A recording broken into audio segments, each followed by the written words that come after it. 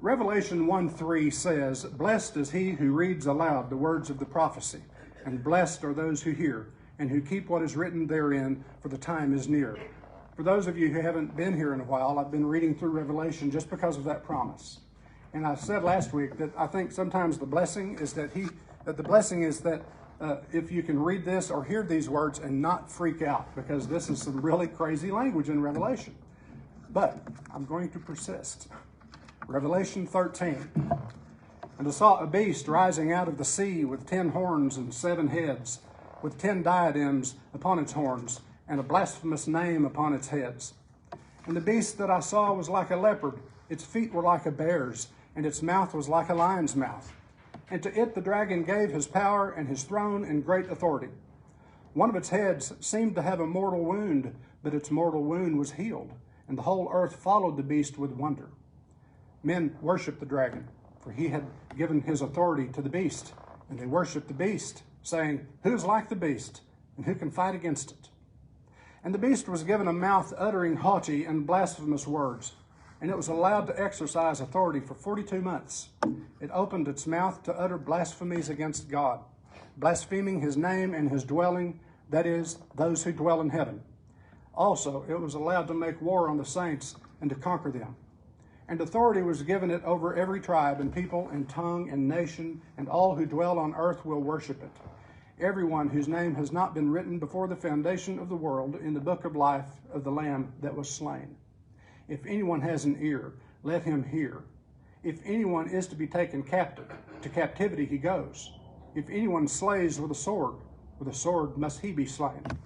Here is a call for the endurance and faith of the saints. Then I saw another beast which rose out of the earth. It had 2 horns like a lamb, and it spoke like a dragon. It exercises all the authority of the first beast in its presence, and makes the earth and its inhabitants worship the first beast, whose mortal wound was healed. It works great signs, even making fire come down from heaven to earth in the sight of men.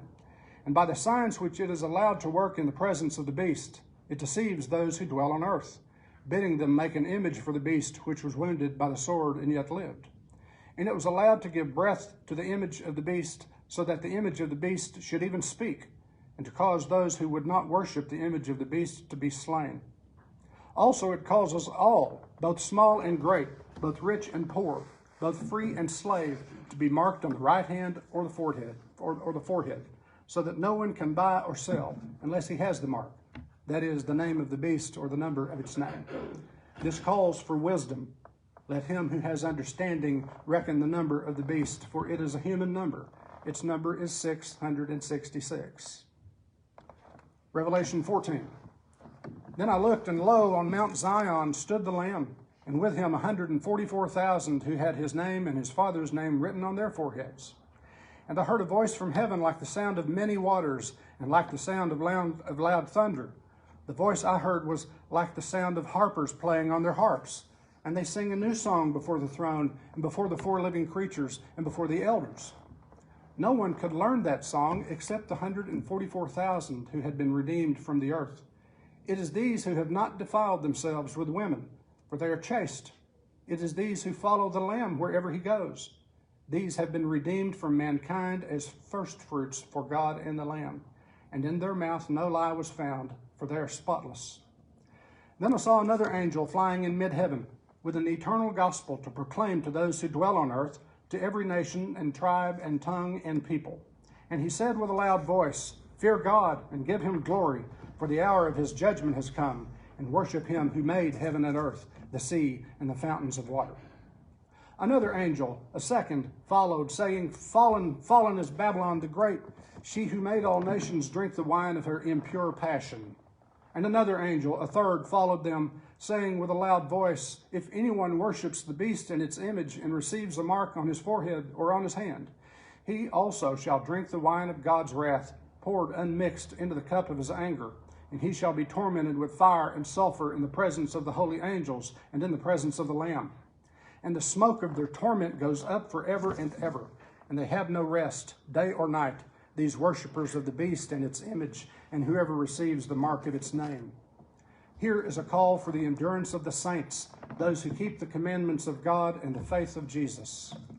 And I heard a voice from heaven saying, "Write this, blessed are the dead who die in the Lord henceforth. Blessed indeed, says the Spirit, that they may rest from their labors, for their deeds follow them."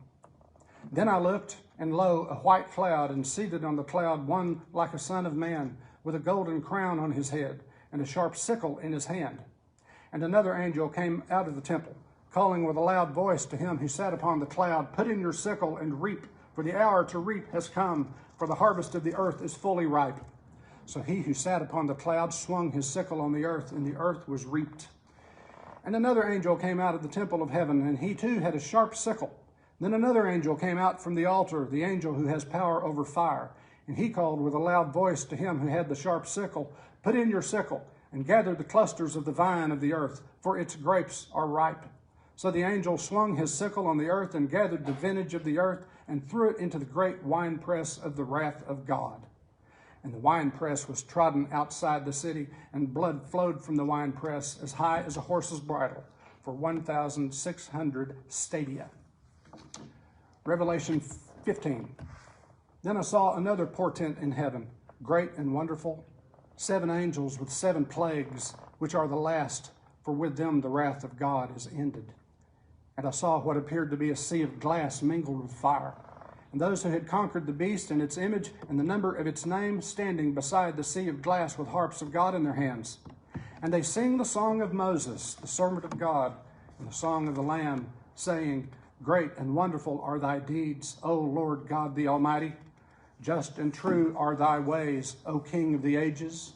Who shall not fear and glorify thy name, O Lord?